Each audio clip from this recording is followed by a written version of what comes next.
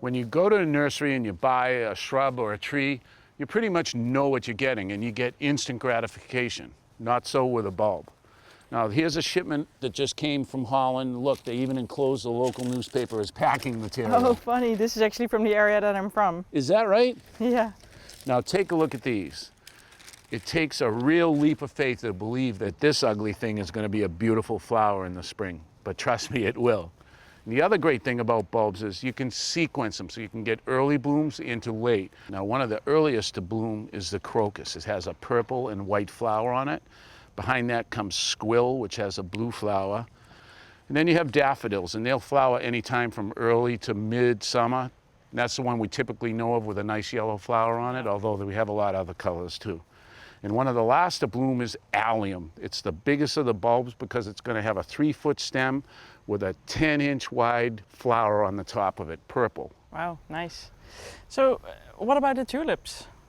In the area you live, with all the woods you have here in deer, tulips aren't worth investing any money in because the deer are going to come out and eat those flowers off before you get a chance to enjoy them. So we're going to stick with plants that we feel are deer resistant.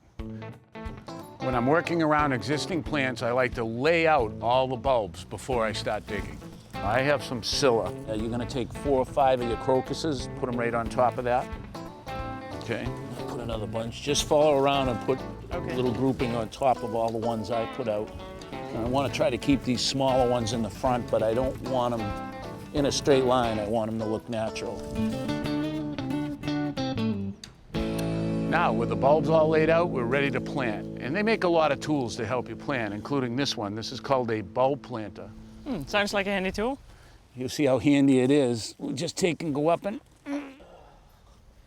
That's a lot of work to make one hole. And then you got to take and dump everything back in, and it kind of makes a mess. So what I would like to do with these little bulbs is use a hand trowel.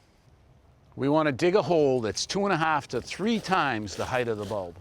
Now, when we plant these bulbs, I want to put in a little bit of super phosphate. That's not to help the bulb this year. It's got everything it needs to make a flower next spring. This is for following years so that you'll get flowers every year. The next thing is we'll sprinkle a little starter fertilizer on, mix it in. I like to firm it down just a little bit.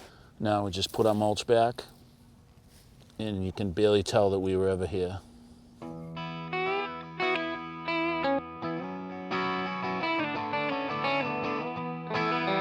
Okay, good to go on the next one.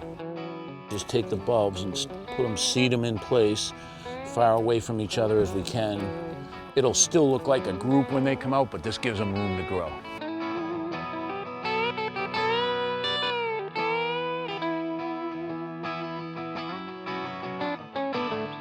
Over by the house, we have to work around the existing plants. Here we have a blank slate. So what I want to do, instead of digging individual holes, we're going to dig one big hole and just fill it with bulbs. So what I need you to do is take and pull all this mulch back as far as you can, and then I'll start digging it out, okay? Okay, great. All right, that looks good. I'm going to put a little super phosphate in the bottom and rake that in, and we're ready to start popping in the bulbs. All right, so I'm just going to take and fill this up with these daffodil. These are actually a yellow and a white. I'm going to take and spread those apart.